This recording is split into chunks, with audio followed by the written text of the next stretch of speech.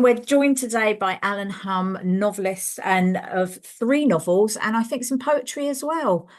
Welcome, Alan, and tell us a bit about yourself. As you said, I'm a novelist and a poet. I've only got one novel that's published so far, but there is another one that's going to be published in a couple of years, Mhm. and there are another couple that are finished that are waiting for publication. My next book of poems comes out next year. There's one already been published, which, if you don't mind me saying so, was nominated for the Penny Prize. I just wanted to get that in there because my poems tend to get forgotten. The thing that I'm coming to the festival to talk about is my novel, The Sparkler, which is about Charles Dickens Yeah. and Charles Dickens's love life. Mhm. Um, A side we may or may not know about. I mean, how did you research this book? I know it's fiction, but was there any vast amount of research that you needed to do? oh yeah, I mean, I did a lot of research. I mean, I've been Mm. reading Dickens since I was about 8 years old, Mm. um, and there are things that have always bothered me about Dickens. I mean, with regard to his life and his relationship with the women in his life. I mean, I'm not bothered insofar as I judged him, but I just felt that they were insufficiently explained by biographies because you can only stick to what you know. Yeah. Dickens got rid of an awful lot of his correspondence in later life. He burned it on a bonfire. Oh. So the only way to kind of investigate that stuff, really, I felt, was by doing it imaginatively. So I I read a lot about Dickens and I read a lot about the Georgian period. People tend to think he was a Victorian novelist, but actually in his early years he was a Georgian. He was Mm. King George IV. And when I became comfortable with that period, and I felt like I knew enough about Dickens, and then it was just a question of kind of transferring that all over into the gaps that I wanted to investigate. Really, Yeah. Yeah. Anything that surprised you? uh, most of it I already knew. There are things that I think that aren't in this novel because they happen in later life, but Yeah. the novel's informed by what happens later. In later life, Dickens had an affair with an actress, which isn't shocking in and of itself, obviously, but he bricked up his house Oh, right. so that his wife had half the house. He bricked up his room. He went public and wrote a long letter in a newspaper justifying his decision to leave his wife, and then he tried to get his wife incarcerated in an institution. So it all went dramatically pear shaped for Dickens later on.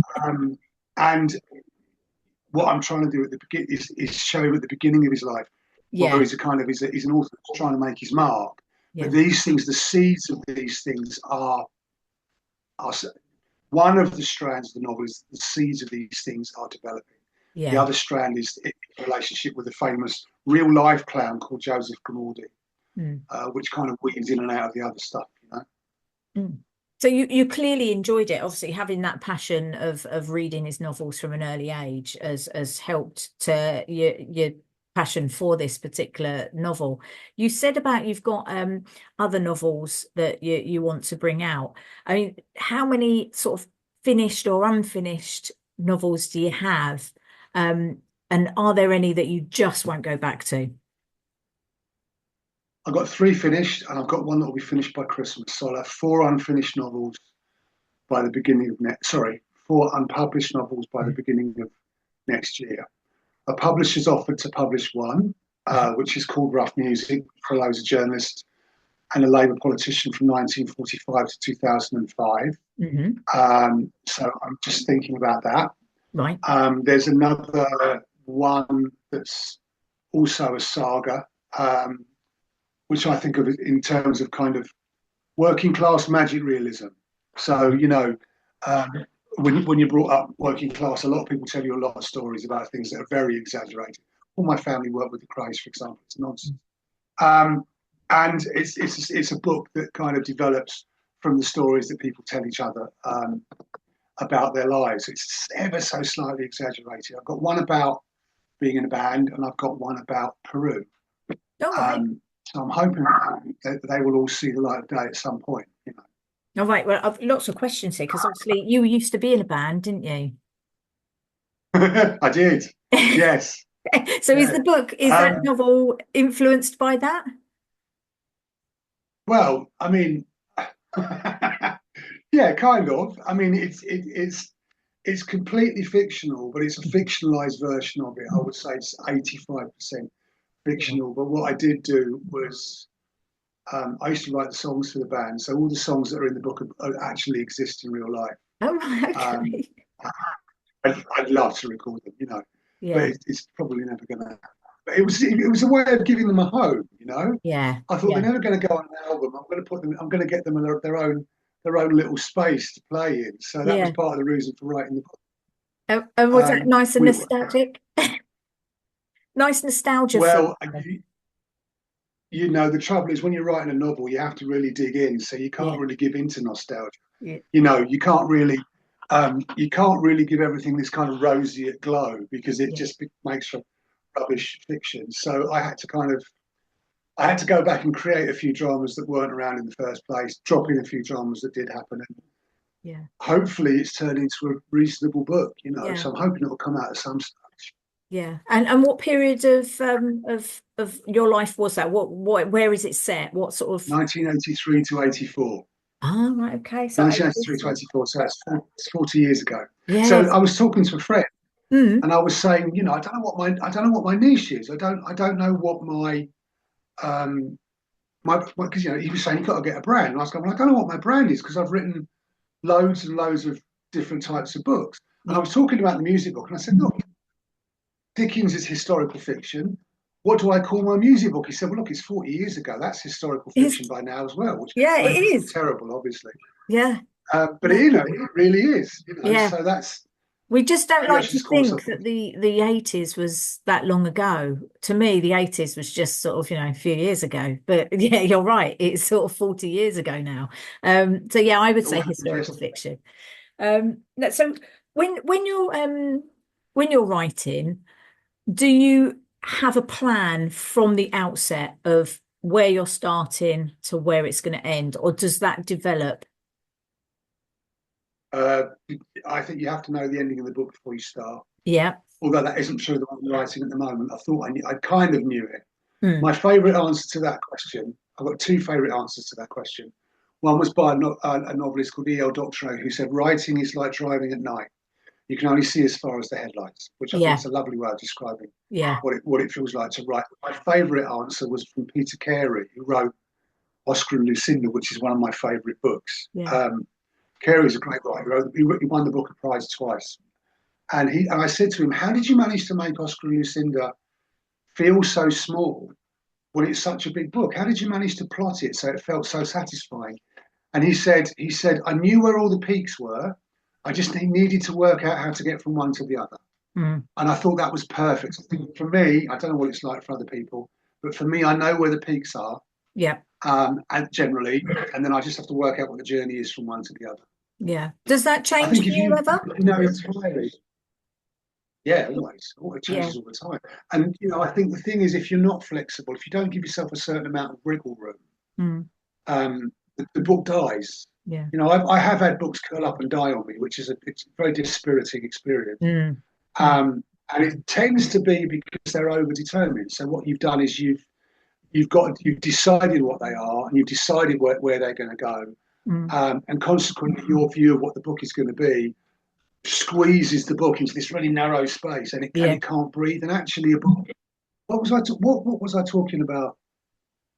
There's the fantastic writer from the 60s and 70s called Penelope Fitzgerald. I don't know if you've read her. Yeah. And Yeah. she wrote books like Offshore, The Blue Flower. And I was talking to my partner about it when we were on holiday recently. And I said, look, there are all sorts of things wrong with the book. The prose is too discursive. It's clumsy, it's clunky, but it's alive. And Mm. that's why I love it, because a book has to be alive. And Yeah. in order for it to be alive, it's like with your kids, you can't helicopter parent a novel. You've got to kind of step back and let it breathe and see what Yeah. you've almost got to see what it wants to do. It Yeah. tells you because it's Yeah. your subconscious working. Yeah. Your book's coming from your subconscious, so it feels as though the book is telling you what to do, Yeah. which I love. I love it when that happens. you know. And do you find when you're working on a particular novel, your characters obviously are living in your head? So even day-to-day chores or it's in a shop or out and about, they're in your head. What do you do in them situations when they suddenly give you something really cool? And what do you do? Do you stop? Do you write notes on your phone? Do you dictate? What do you do? Um, I occasionally take notes if I'm falling asleep Mm. and Okay. something comes to me and I think I'm not going to remember that. Mm. But I tend to find that the things that you remember are the things that work, and the things that you don't probably Yeah. wouldn't. Yeah. That's not to say that right at the end. So I'm about 2 chapters away from the end of the novel I'm writing at the moment, Mm. and everything's got to tie up, but it's got to tie up in a way that's satisfying and not, not like a Hollywood film. So Yeah. everything's got to kind of dance a little bit at the end, dance itself into place. And so every like often I'm running to this pad that I've got, and I'm just writing down 2 or 3 words on it. I've got loads of lines going. You need that. You need that. You need that. You need that. You need that. You need Yeah. that. But generally speaking, if I get I was at a gig a couple of years ago, and a whole novel kind of fell in my lap. Mm. And you just have to go, well, if I get home and that's still there, then that's a workable proposition. Yeah. Because there are about 10 novels that I wanted to write. There's no way I'm ever going to write them. And they weren't my novels. They were novels that other people would have done a much better job of. Yeah. Like the life of Stan Laurel, that was for somebody else. Yeah. Fantastic. Stan Laurel. God love him. Now Me too. pardon? You do Me too. too. Yeah. Yeah. Yeah. And you touched on the fact you were a journalist. How is that style of writing and novel writing? Are there any similarities, or is it just I, something comes naturally? I'm not a journalist. My novel Rough Music is about a journalist, About a and it's journalist, right? about a journalist and a politician. Yeah. I have written non-fiction, tiny little non-fiction essays and editorials because I edit, or I should say edited. It's currently, I've got an online archive of a magazine called One Hand Clapping, which That's what was I think I was referring to. Yeah. poetry and prose magazine. Mm. And we had a lot of famous writers next to a lot of writers that you wouldn't have heard of. Yeah. And so I used to write editorials for that. I'd write the occasional piece of non-fiction. Hmm. It's the same. I think what you do is you start writing, and then what comes, and what's good is good, and what's rubbish you throw away. And it's the same as fiction writing. Yeah. The best advice I've ever heard was from a writing. There are all these creative writing courses, and there's all these interviews with writers. And my favourite is the guy who was a creative writing teacher, and he went on stage and he said, "How many of you want to be writers?" And they all stuck their hands up. And he said, "Well, go home and write." Mm. That's it. If you want to do it, you just got to do it. And Yeah. then some of it will be rubbish. Mhm. A large proportion of it will be rubbish, and that's where the editor comes in. That's where Yeah. your private editor comes in. Yeah. And you just got. It's the same. I mean, I write so many poems. I don't think I'm going to write any poetry again. I don't feel the urge anymore to write poems. But when I wrote poems, it was the same. You just Yeah. wrote them down, and you went, right, okay, well that works, that doesn't work, that works, and you just. Yeah. I try not to overthink the writing process, otherwise I'll just freeze. Yeah. You know. So with regards to your poetry, obviously you're saying, you don't see that yourself going back to writing poetry. Was it No. a particular period of your life that poetry gave you a quick way of expressing yourself? Uh, I think there were things in my life that I wanted to express anyway Mm. that a novel was never really going to do. Although I have put them in some novels as well. Um, and I don't know. I had a period of about 4 or 5 years when I wrote a lot of poems, Yeah. and you know, I did quite well, and some people that I really respect were quite complimentary about them. I got nominated for a prize. It was all great. I just don't feel like that's going to happen.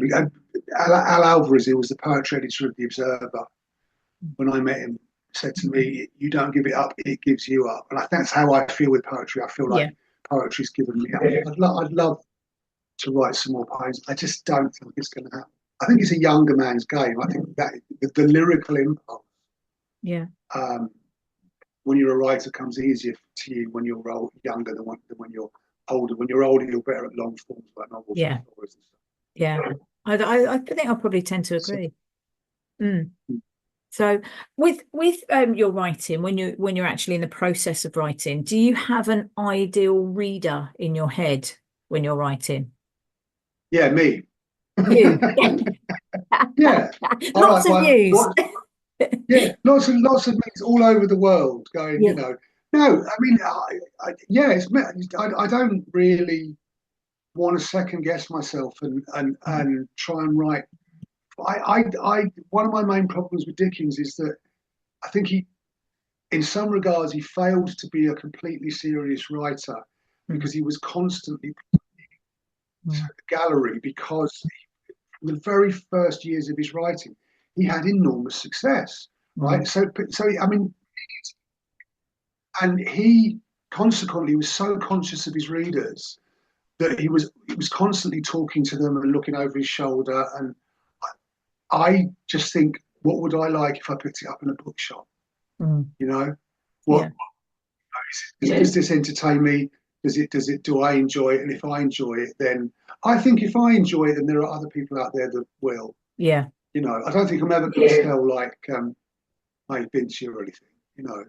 I'm not somebody that crafts a book with an eye on the Rich and Judy book club or anything. I just Yeah. do what I do and hope other people enjoy it. Yeah. No, That's the long and short. in a, in a way that gives you a little bit more freedom, I feel, because you are writing more from your heart then, because you're not trying to please others. You're just trying to tell your story. So I think that's probably a good way to go about it, if I'm honest with you. Yeah, but it's also about your brain as well. It's not just your heart, because the thing is that if you're trying to work out what people are going to like, Mm. then it just again your brain freezes up. Yeah. You've got to be as intelligent or as unintelligent or as rude or as I mean, I got a lot of people, not a lot of people, quite a few people that read the book said to me, "Oh God, that's not a very nice portrait of Dickens, is it?" And I just don't think that's true. Mm. I think if you're writing a book, if you're writing a serious book, and you want to write a book that makes an impact, then you've got to write a nuanced portrait of somebody, and a nuanced portrait of somebody. Inevitably, you're going to see the bad stuff as well as the good stuff. Yeah. Yeah. And I'm not interested in like Marvel heroes or any of that stuff. I want to write about real people, and Yeah. it's as much about your brain having the freedom to do what it wants Mm. as it is about the heart. It's about what do I want to create? What do I think is going to be good? What am I going to be proud of when I pick it off a bookshelf in 10 years and forget that I've written it? You know, Yeah. Yeah. um, I think writing is freedom. Mm. If writing is a form of freedom, and so you've got to allow yourself to do that. Otherwise, again, it just curls up and dies. Yeah. Yeah. On Me, the, for me. on the flip side of the writing, then, moving on to where you're having it published, and then marketing. Oh, yes, As an right. author, what's your success with marketing? What do you go to for marketing your book? What do you mean? What do you mean? What do I go to? Do you go to like social media, or do you prefer face-to-face talks? Oh, What's your well, preferred method? I mean, this festival is a case in point. I emailed you. Yeah, Said yeah, I'm a new author. I think for every bit of PR that's successful, mm, there are about 50 bits of PR that fail. yeah, So because in the way things are at the moment, the vast majority of novelists have to do their own PR, yeah, and it's an uphill struggle because, if you say to somebody, "I've written a great book," they go, "Of course you have," mm, yeah, mm, you're bound to think that. yeah, So you, I built up a big following on social media, 5,000 friends on Facebook. Yeah. because of the magazine. Yeah. So I put it out there. I wrote to every festival in the country. I'm going to about 4. Hmm. I wrote to every newspaper to review it. None of them have.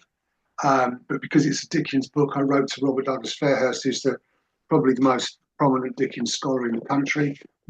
He loved it. He interviewed me. I got a gig at Dickens House, and now Dickens House, which is where he lived, they're stocking the book. So sometimes you get these big wins, and it's like Yeah. fantastic. Yeah. I was on Radio London on the Robert Elms show, just because the book's about Dickens and London, so they said it's a good fit. So I think you just have to go everywhere. I've been to local bookshops. Did I And see you did little videos as well with little snippets from I the didn't. book? My publisher did. My They publisher did did lots. that. Okay. Did you have any input into that at all? No, but they were very good about the cover. Hmm. So I let them get on with the snippet because I don't really know about that stuff. Mm. For me, Facebook is about posting. I don't know about video snippets. Right. I'm not a Okay. TikTok guy. You can probably tell by my age. I can barely spell TikTok, let alone use it. But they were very good about the cover. Mm. They gave me the initial cover, and it was great. And I said, "Yeah, but Dickens is too old." And they went, "All right, right," and they just changed it. And the cover's brilliant. Yeah. The publisher are very, very good. They're very efficient, Hmm. but they can only do so much. They've got a lot of writers on their books, Yeah, you're and right. they expect that, as most publishers expect you to do it on your own. Yeah.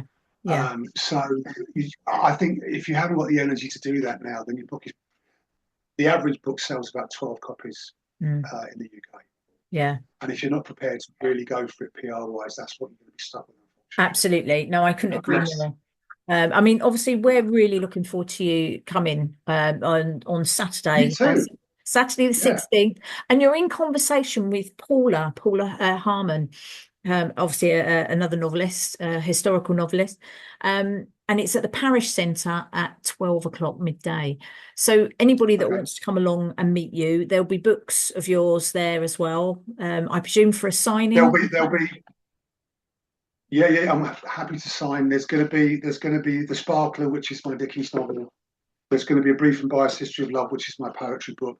I'm Fabulous. just bringing down a pile of books that I'll have with me. What I would say to people that are watching this is that my card reader doesn't work very well. So if you want to buy a book, bring some cash. Yeah. I'll give you a deal. Oh, Okay, there you if you go. want to buy it. But just come along. And what would be really good is just to have a lot of people come down and listen and listen to the talk about the novel, because it's Yeah.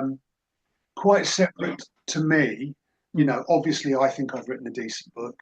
Um, but what's really fascinating to people that don't know about Dickens is the stuff that I've examined, the stuff in Yeah. Dickens's life, because there's a lot of stuff that people haven't necessarily looked at or thought about. And I Absolutely. think that would make a good discussion, regardless of whether I've written the book or not. Yeah. Yeah, absolutely. And obviously, Paula will obviously go into far more detail about the sparkler than I have, because Mm. obviously I don't want to ruin it before we get to Saturday. So don't want you No, repeating yourself on that good one. God, no. Yeah, yeah, Oh, yeah. well, I know it's only a little brief interview here, just a little snippet into you, Alan. And it's been a pleasure to talk to you. And I'm fascinated. I know I'm going to be down at the Parish Centre on Saturday. So I'm really looking forward to hearing more about Excellent. Dickens. Well, I look forward to meeting you in In person. person. Yeah, absolutely. Well, thank you very much for your time. Just to reiterate again, Thank Saturday you. the 16th at Parish Centre, 12 o'clock, in conversation with Paul Harmon, the Sparkler, and Alan Humm. All right. Thank you ever so much, Thanks very Alan. And much. I will see you next, Bye well, bye. see you at the weekend. All right. Oh, yeah. See you at the weekend. Bye bye.